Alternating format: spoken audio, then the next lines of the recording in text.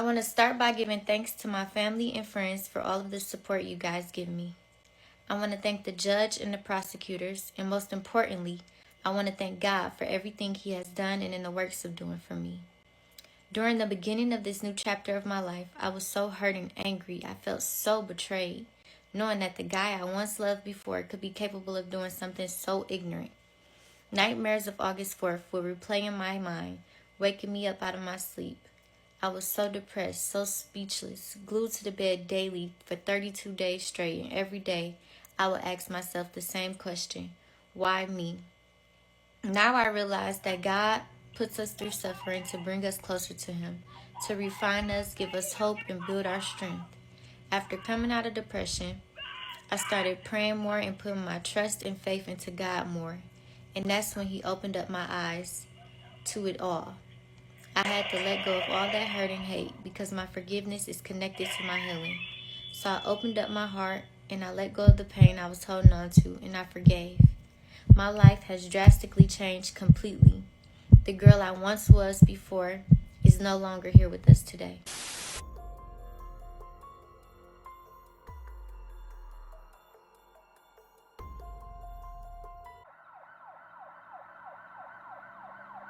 Hey YouTube family, and welcome back to the channel. Today, I'm sharing a powerful and deeply emotional story that serves as both a warning and a testimony.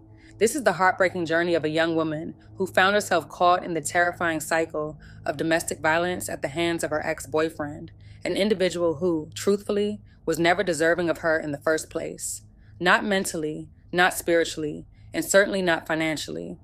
What makes this story even more gut-wrenching is the fact that the entire incident was captured on camera, forcing her to relive the traumatic moments time and time again. In the video, you can see the moments leading up to when he heartlessly shot her in the back, leaving her paralyzed from the waist down and unable to walk. What started as an argument over something as simple as her choosing to send a Lyft to pick him up from work while she attended a party escalated into an act of unthinkable violence that would change her life forever. In hindsight, as with many stories of abuse, the signs were always there. Those subtle red flags that we sometimes ignore in hopes that love can overcome. In her case, what began as emotional manipulation and control slowly morphed into something much darker. Instead of being treated as a partner, she found herself constantly having to play the role of a caretaker, even a mother figure, something no woman should have to endure in a relationship. Let this story be a chilling reminder. When someone shows you who they truly are the first time, believe them. You are never obligated to stay in a situation that chips away at your light and your spirit. Her strength, her resilience, and her willingness to speak out are nothing short of inspirational. Let's go ahead and hear her story in her own words. Hey y'all, so if you don't know me, my name is Maddie. I was recently shot back in August by my ex-boyfriend. Everybody has been blowing me up, wanting me to tell my story, wanting me to make a video on what happened. And I have been in the hospital sick, and the case just ended. As soon as the case ended, I ended up getting sick. I'm fighting an infection right now. I'm doing much better. Just keep me in y'all prayers. I finally gained some strength, and I'm ready to tell my story now of what happened to me on August 4th, 2024. So, to start it off, I had dropped my boyfriend off at work. I dropped him off. We had came to an agreement that I would be back at 12 to pick him up. I take accountability. That's why I'm saying that right there. Boom. So, day goes on. I'm DoorDashing all day. Earlier that day, I was invited to an Airbnb by my cousins to celebrate their friend's birthday. So I told them, of course, I would come, stop by. It was right up the street from my house, so why not? So I called my ex-boyfriend's cousin, and I asked her, because we were really close, I asked her if she would come with me. She said, of course, and she agreed to meet me at the Airbnb. So once I finished DoorDashing, it had to be like maybe 9. I went home. I started getting ready. It takes me a minute to get ready, so I went home. I started getting ready. I probably didn't leave out the house. I left out the house late. Like, I remember even texting him and was like, I don't even think I'm finna go because I feel like I'm moving so slow. But I had to leave out the house at like 9. No, it couldn't have been 9. It had to be like 10:30. It had to be like 10:30 maybe. I don't know. I left. I went to the Airbnb. I was sitting outside for a long time. I called my FC to come out the Airbnb, and she came and sat in the car with me. We was literally sitting in the car, just talking, kicking it for a minute. Like it had to be like 30 minutes. We was just sitting in the car. So then, I had told his cousin to just let me know when she was halfway there, cause she was coming from the west side. Like I said, the Airbnb was right up the street from my house, so I was nowhere. I was already knowing I was gonna get there before her, so that wasn't no problem. Um, I told her to just let me know when she got close or whatever. She said, okay, cool. So she called me back and told me that she was close or whatever. And the people inside the Airbnb, my cousins and all of their friends and stuff, they was asking if his cousin could go get the liquor because my cousins already knew her, so they already know she's of age. So they was just like, can she go to the liquor store for us or whatever? I'm like, all right, cool. I'll meet her at the liquor store, so that way she won't have to come here get y'all money and then go back out. So we got the money from them. We went to the liquor store. We at the liquor store. We get the liquor. We meet the cousin at the liquor store. We get the liquor. We get back in the car. We go back to the B&B. We finally go in the B&B. Mind you, I had been sitting there for a minute, so it was probably like, it had to be like 11 at this point now. Had to be. So, um, they start pouring shots or whatever. I'm lighting my hookah, just chilling. Everybody talking, chilling, listening to music, turning up. I'm just sitting there smoking my hookah or whatever. Then I see the time getting closer and closer to 12, so I call my boyfriend like, okay, I'm gonna just send you a lift and you can meet me at the house because, like I said, the Airbnb is literally right up the street from the house, and he worked all the way on the other side of, I'm not gonna say, but he worked, he worked maybe like 15, 18 minutes away, but he worked in the red zone. I didn't want to drive over there at nighttime, so I just told him I'd send him a lift. So boom, I sent him a lift. He heard niggas in the background, so he was automatically irritated once he heard the niggas in the background. I already know him. He didn't even have to say shit. He hung up in my face. I knew he was irritated. So, then once I seen the lift was like halfway coming back towards us to the house, I told them like, okay, y'all, I'm getting ready to head out. Shar getting ready to be pulling up to the house. I wouldn't be there to meet him at the house. He already had a key to get in, mind you. He didn't need me there to get in. I just still went to meet him at the house because we agreed upon me coming to pick him up, and I didn't. So I just still want to make sure I was in the house with him. Like, I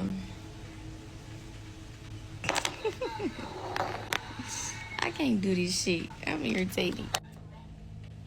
Yeah, I'm so high, y'all. Just bear with me. But I left out the house super late. Like, it had to be around 10:30, 10:40, whatever time it was. It was it was not even enough time for me to get out and actually enjoy myself. So, which I wasn't even tripping about. But so I text his cousin and I let him know like, okay, I'm getting ready to be heading to the Airbnb. Um, what you doing? You ready? So she let me know like she was leaving out too. So I'm like, okay, cool. I'll see you there. Cause I'm up the street. I'm nowhere. She coming from the west side. So I already knew I was gonna get there before her. So I just went there. I told my FC to come outside and chill in the car with me for a minute until she got there. So me and my FC in the car chilling, talking. And one of the people from inside texted my FC phone and asked if we can go to the liquor store and get some liquor. Mind you, I wasn't 21 yet at the time, but damn, why I want to keep saying her name? Why ain't nobody tell me it's hard to make a story time without using names? Like, oh my god, this is irritating. But so his cousin was 22 at the time, and we had called her and asked her like, you mind meeting us at a liquor store to get some liquor for them? She said, yeah, no problem. So we sent her a liquor store, and we met up there. So we met there. We got the liquor. That even took us a minute. That took us a minute. Like, when I say the night was just, I probably spent like, okay, anyways. We get back in the car, go to the B&B. Go in the B&B. It's probably like, it had to be like 11:30, 11:40 now at this point, because when I say I barely was even there, I barely was even there. I probably spent like 15, 20 minutes tops in there. Like, I was barely even there, but I'm watching the time knowing that I got to get him at 12 o'clock.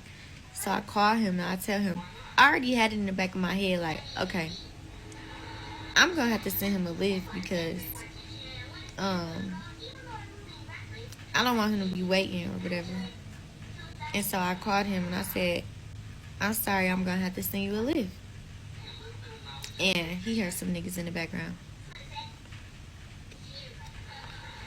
He heard some boys in the background, some little boys at that in the background. That ain't had nothing to do with me. That I wasn't thinking about none of that. So he heard them in the background, and I guess he caught an attitude, just assuming whatever, I don't know. But he hung up in my face, and he texted me and was like, his Android was finna die. I don't know. So I guess because his Android connects to his iPhone was off, and he had a flip phone. Then he had an Android. His Android he was using for hotspot to use his iPhone. Then the flip phone he was using to make calls out. So the Android was finna die, so he wasn't gonna be able to use his iPhone, basically.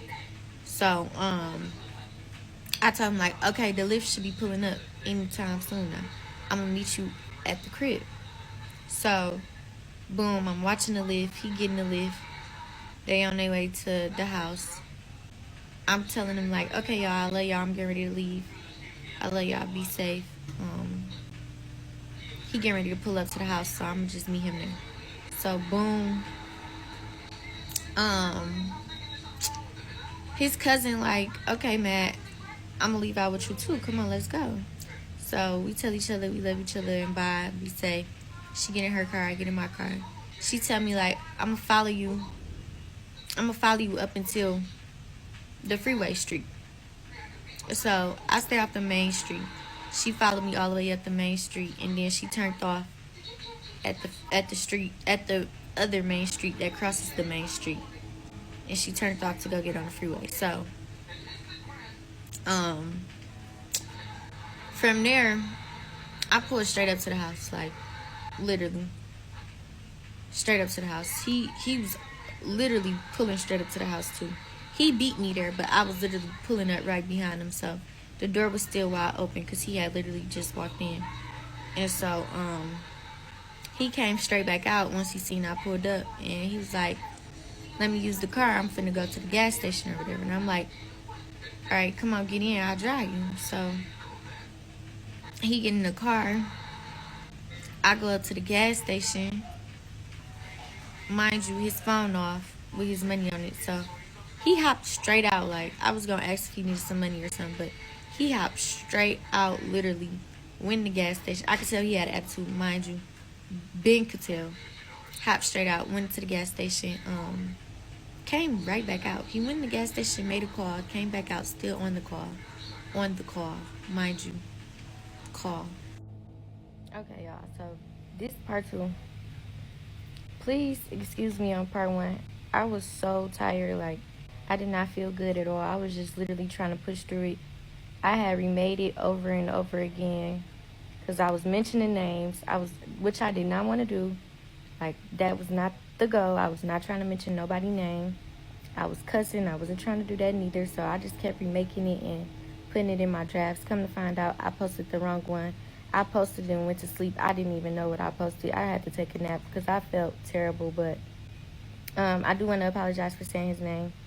My goal is never to slander him or throw dirt on his name.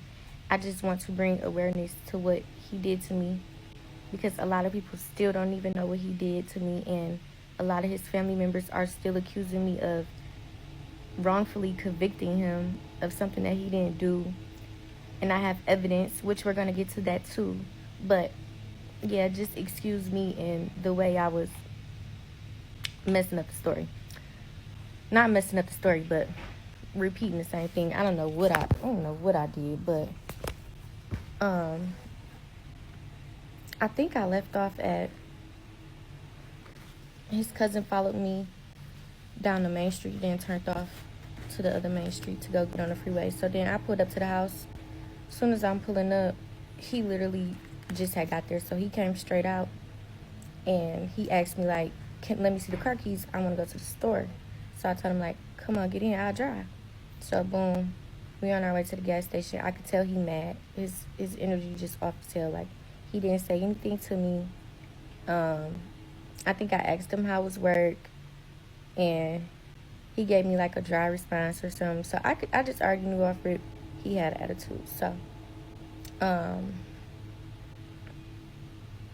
we pulled up to the gas station or whatever. He hopped out before I can even see if he needed any cash or anything, because mind you, like I said, his phone was off. I don't even know if I said that. I don't know. But his phone was off, and the phone that he had his CASHAPP money on, it was off. So the Android was dead. So I didn't know like if he needed any money or anything, because he hopped out quick as hell. Didn't even give me a chance to ask him. So he went in the store for like 12 seconds at the most, came right back out. He was on the phone. He got in the car and he was like, all right, bet, I'll call you when I get back to the crib. Hung up. I asked him like, you finna go out? He asked me like, you finna go out? I'm like, I can go back to where I was just at if you're finna go out. Like, I came home to be with you, but if you finna go out, then yes, I'm finna go back out. That's what my exact words was. So from there, he chuckled. He didn't say nothing else. He just chuckled. Mind you, he had an attitude because, like I said, he heard some guys in the background talking. Like I said, I didn't even know them. I didn't even care to know them. My bad if y'all see this, but just speaking realistically, like. But anyways, so from there, I just signed and went on about my business because I didn't feel like arguing or going back and forth and none of that. So I went down the street to the hookah store to get an orange head. And me not thinking about my phone, I'm thinking about the keys, because I know how he is. I'm thinking about hurry up, snatching the keys out the ignition. And yeah, I thank God I can look back at this and laugh. Like, some days I cry, some days I laugh. But anyways, I'm not thinking about my phone. So I hurry up, put the car in park, snatch the keys out the ignition. I'm getting ready to get out. Before I can even get out, he snatches my phone off my lap, get out the car, and launches it across the street. I said, okay. Really? Didn't even say nothing. I got back in the car, pulled off, started crying. Pulled over as I'm crying, trying to take deep breaths, trying to calm myself down. Because mind you, I had been on a journey with God, going to church every Sunday, him and me both, not even just me by myself. He was right there, right along with me, praying more, everything. It was just like, out of nowhere though, this shit happened. But I sat there really trying to calm myself down, and I said, okay, let me turn back around, because I'm not going to leave him out here. That's not in my nature. I'm never going to leave him out here, even though he just did what he did. So I turned back around, pulled up on him. At this point, he was not in front of the hookah store no more. He was walking. He crossed the street and was beginning to walk down. Ow, why do I keep moving this arm? And was beginning to walk down a side street. So Mind you, he on the sidewalk, so no, I didn't hit him. I didn't try to hit him. I didn't run up on no curve. I wasn't even in my own car. I would never mess up my grandma's car intentionally. But I pulled up on him, and I'm steady just telling him, like, why would you do that? That don't make sense. All you want to do is argue. I don't feel like arguing tonight. Just give me my phone. If you're going to get in the car, come on, let's go. He pulls out his gun. He starts shooting in the air. He like, no, ain't no phone. Go the fuck home. I'm good. Boom. I'm just like, what you mean ain't no phone? I'll go home. Trust me, I'll go home and leave your ass out here if you want me to. But you're going to give me my phone. He did not give me my shit, y'all. He did not give me my shit. But anyways, I'm just steady yelling. We yelling back and forth now at this point. Walking, mind you, I'm cruising. He walking. So we back and forth. I got my windows rolled down. We back and forth yelling out the windows. In and out the windows. Give me my phone. I'm not giving you shit. Go the fuck home. He let off about, I'm going to say 2-3 shots at the most when I first pulled back up on him. That was the first time he shot. He shot in the air. Boom. He then, some way, somehow, I don't even know when the fuck this shit happened, but the nigga scared the fuck out of me when he did it. Some way, somehow, he crossed over, because I wasn't even paying attention like that, but he crossed over behind the car and was now on the driver's side of the car. And he was at my window now. I didn't know, mind you. And I didn't know till he said something else. Because I'm steady yelling this way, looking this way, like, give me my phone, Shark, give me my fucking phone. I hear him from the back of my head on the left side now. He like, I'm not giving you shit. Just go home. Go the fuck home. You don't need no phone. Go home. So I'm like, fuck that shit. Give me my phone. Back and forth, just consistent. Back and forth. Same shit over and over again. So then, boom. And people keep calling me. That's another reason why it's all over the place. But anyways, I don't even remember what was the last thing I said. This is what I'm talking about. Back and forth, we consistently saying the same thing, back and forth. So he ended up putting his gun in the car, putting it in my face, like, pull the fuck off. It's one in the head. Pull the fuck off. I'm not playing with you, Maggie. So I'm like, nigga, I don't give a fuck. Give me my motherfucking phone. I straight told him like that. I don't know why. I don't fear shit. Only thing I fear is God. Okay? And that's why I'm still alive. I would never fear a gun that I shot. Ever. Simple. But, that's besides the point anyways. But, so he said that I skirt off.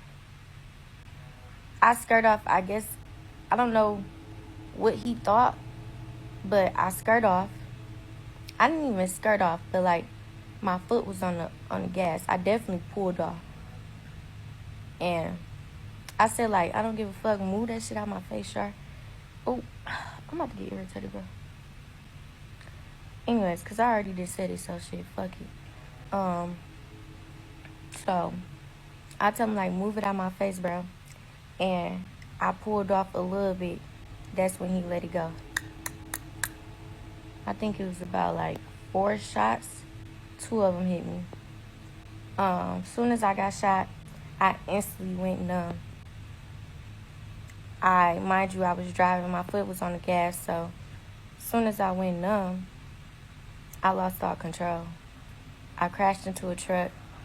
I knew I was numb. First of all, I knew I couldn't feel nothing. And I knew I was gonna crash. I looked up. He shot me, mind you, so my whole chest down went numb. Like, I couldn't feel nothing. My chest fell on the steering wheel. It fell on the steering wheel.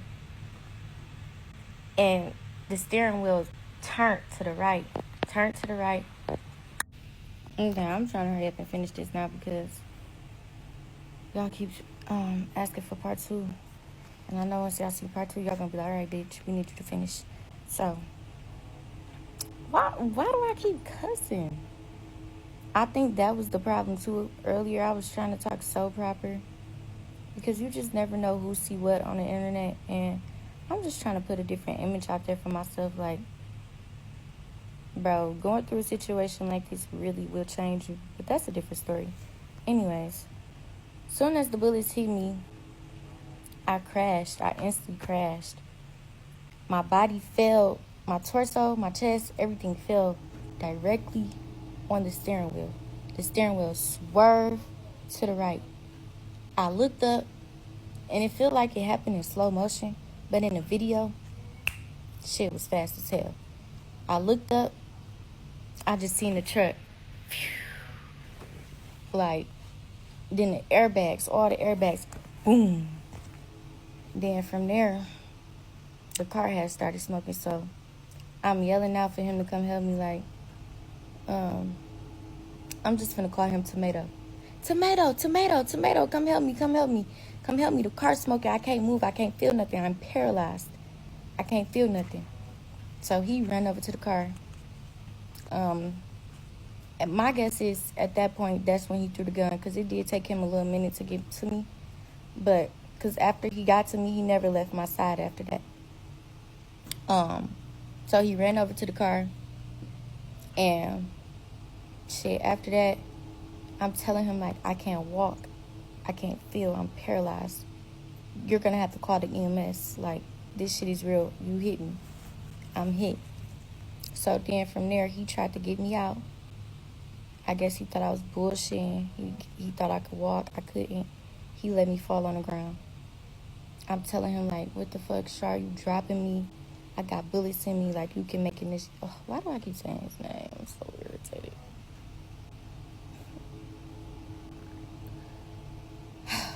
I'm telling him, like, I got bullets in me, like, bro, like, you could be making them bitches move. You dropping me, you can't do that. You gotta call the ambulance right fucking now. Like, don't even try to pick me back up. He like, nah, I don't got no phone. How I'm gonna call the ambulance? So a truck, a van, something rolled past. He tried to stop the van. I don't know why he thought that was a good idea in Detroit, but they rode right the fuck past us. They did not give a fuck. And I hope y'all fucking see this, because y'all wrong as hell. Not that I even want to draw help, because at the end of the day, me being in that position, nothing but a ambulance person needed to be moving me anyways. But still, damn, like, I would hate if we really didn't have no phones and y'all really rode the fuck past us. But anyways, they rode past us. I'm steadily telling him, like, bro, it's not my time to die. You have to call the ambulance right now. We don't know what's going on. Like, you have to call the ambulance. So he's steady trying to play like he ain't got no phone. Mind you, he has a flip phone that he just made a call off of. So he picks me up, put me in the back of the car, tries to pull off. Car is totaled. We're not going nowhere. Car is totaled. Like, ruined. He tried to pull off. Car didn't go nowhere. Something sounded like it was dragging. I don't know, but that was rap. So then I'm steady telling him the same thing, like, come on, Char, bro. Damn, I'm about to get irritated, bro. I keep telling him, like, come on, bro. Just call the EMS. Call the EMS. Call the EMS. It's going to be okay. Just call the EMS. I'm not going to die if you just call the EMS. Like, it's not my time to die. So then from there, he finally decides to call the EMS. And to me, it felt like it took them a long ass time to get there, but I don't know. Maybe it's just because I wasn't really paying attention to anything. I was sitting back there in the back seat, silent, praying, just trying to keep calm, trying to just keep my breath, like, steady, like, not trying to send myself into shock, because, like, I just know what come with this stuff and how it work if you overreact or if anything. So I was just back there just keeping calm and praying, literally. And he got out, he opened up the back door, and he turned on the flashlight, and he was flashing his flashlight in my face, yelling my name, just basically making sure I'm still alive still. And I was ignoring him for the most part. I mean, I think I looked up at him one time, and I was like, I'm right, I'm good. Ain't saying nothing else to him that whole time. So then the police finally, the EMS got there before the police. They finally got there. As they pulling up, he told me like, shh, don't say nothing. I'm gonna go to jail. That was the only thing he said. So that right there really like had me feeling some type of way, because it's just like that's your main concern right now. Okay, bet. So then from there, the ambulance person came over to the car, and he checking me out, like he just looking at my wounds and stuff, trying to see where I'm shot at.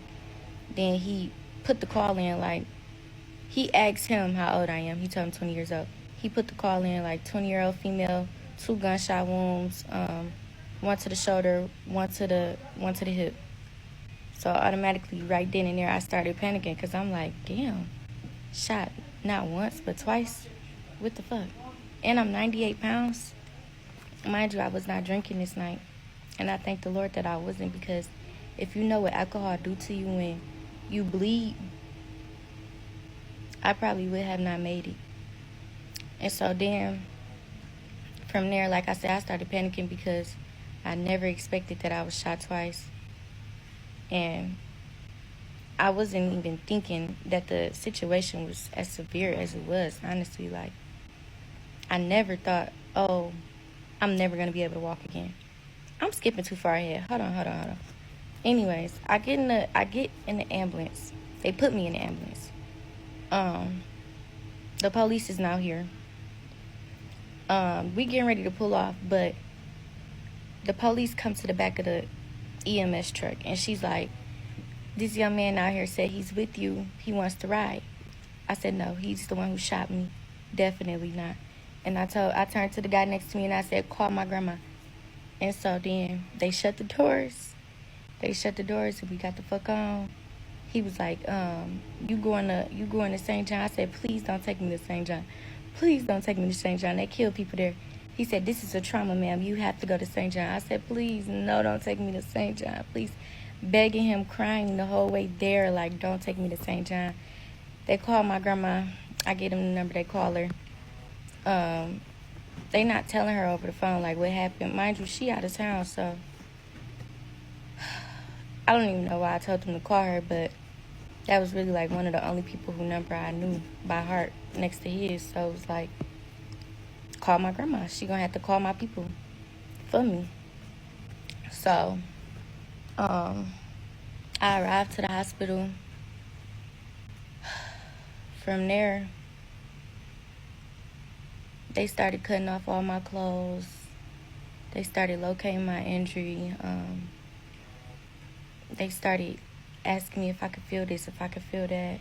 Because I just kept on screaming, like, I can't feel. And they just kept on asking me. They kept touching stuff on my body, asking me if I could feel. And I'm just steady like, no, I can't feel. At this point, I'm really frustrated. I'm crying. Like, I'm just thinking the worst out the situation right now. And I'm there alone, mind you. I was there alone probably for about 35 minutes at the most. I mean, my mama did the dash. I don't know who got there first, but it seemed like I think my mama got there first. She did the dash. And when she got there, she came in the room. She asked me what happened. I told her that he had shot me. And she burst out in tears and called my grandma. I told her what happened. And my dad and everybody else got there. And then from there, I met with the neurosurgeon maybe like a few hours later that morning. Because mind you, this was going into August 4th. And I met with the neurosurgeon later on that morning, and he basically told me, like, yeah, you have a 5% chance of ever walking again, but God has the final word, and you never know what can happen. It has been done plenty of times. And so, yeah. Hey y'all, first off, I want to thank everybody in the comments for all the encouraging words. I see all of y'all. I wanted to respond to every single one of y'all individually, but I was not expecting that many people to comment. But I do appreciate all of y'all. And it's a lot of comments that I do want to answer. But to finish off the story, after he told me that I wasn't gonna be able to walk again, oh my God, it's so hot in here. Sorry y'all. After he told me I wasn't gonna be able to walk again, I never had got my statement took by the police. So a detective had came up there later on that day, and he basically was asking me like, did I know what kind of gun that I got shot with? And I told him a Taurus 9mm green. And so I didn't know then, but I found out later on that I was confirming the gun. And so boom, there was that. So then after that, I was in the hospital for some days, and I had bandages on my wounds, and my wound on my hip kept leaking, and they didn't know what was leaking from out of it. So I was telling them like, let me see. And they showed me, and I smelt it, and I'm like, this is boo-boo. So then come to find out, they did some CAT scans and stuff, and come to find out, the bullet had snipped my intestine. So I had to get a colostomy bag. I had to have surgery, and I had to get a colostomy bag. And after that, I was in the hospital for like, after that surgery, I was in the hospital for like 4 more weeks, fighting infection, fevers. And then once all of that finally slowed down, I was waiting on a bed in rehab because I had to go to rehabilitation. So I ended up going all the way in Grand Rapids to Mary Free Bed to go to rehab. And I felt like that was really, really good for me. What I didn't mention, that I forgot to mention, was that the judge that I had was Judge Kenneth King. He was the judge on the, he was the judge who put the little girl in handcuffs on a field trip for falling asleep in the courtroom and ended up getting suspended. He ended up getting suspended the same week he was trying to subpoena me to come to court on a stretcher while I was in the hospital. Look how God work. So, yeah, he was trying to subpoena me to come to court. He told me that if I didn't get to court, that he was going to throw out the case and let him walk free.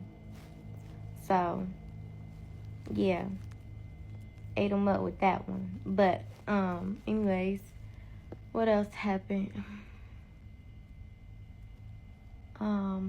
I lost a lot of friends. One of the girls I was closest with, prior to me getting shot, we had stopped being friends for real.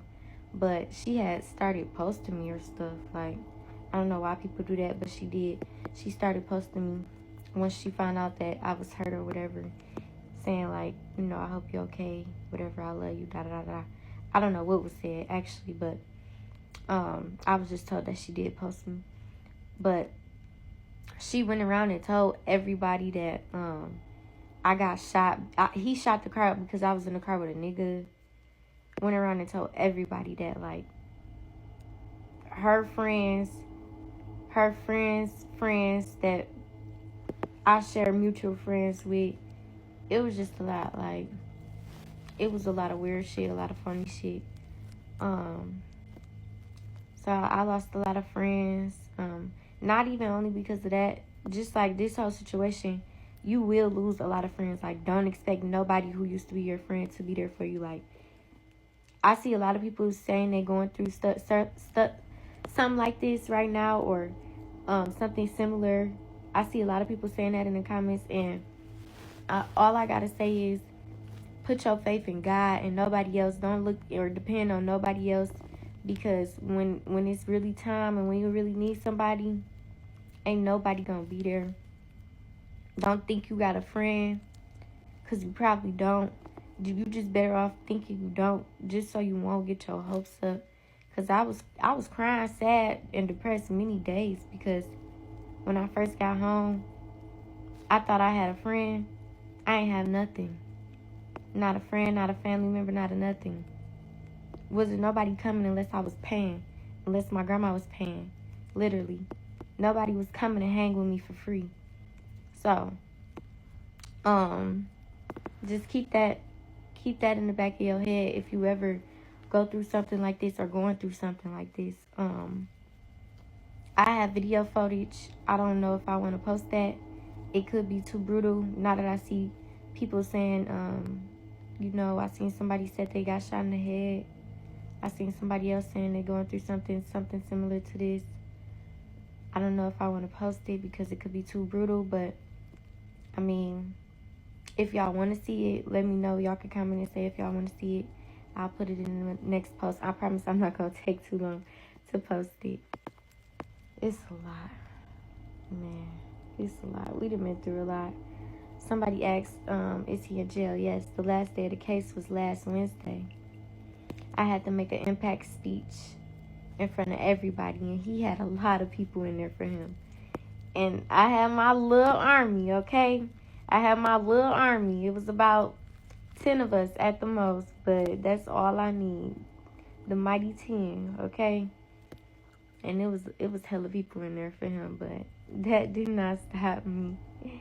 That did not discourage me not one bit. And that's what scared people the most, my confidence. Like, they laughed at me, but none of them would ever be able to do what I do. Oh, my mama. None of them. None of them. So I'm not worried. I'm not worried at all. So, but yeah, it's been a lot. It's been a lot of he say, she say. It's been a lot of people getting mad. One of his cousins looked at my mama, told her I'll never walk again as he got up and walked out the courtroom. Just a whole bunch of stuff. So, I'm so glad it's over with now.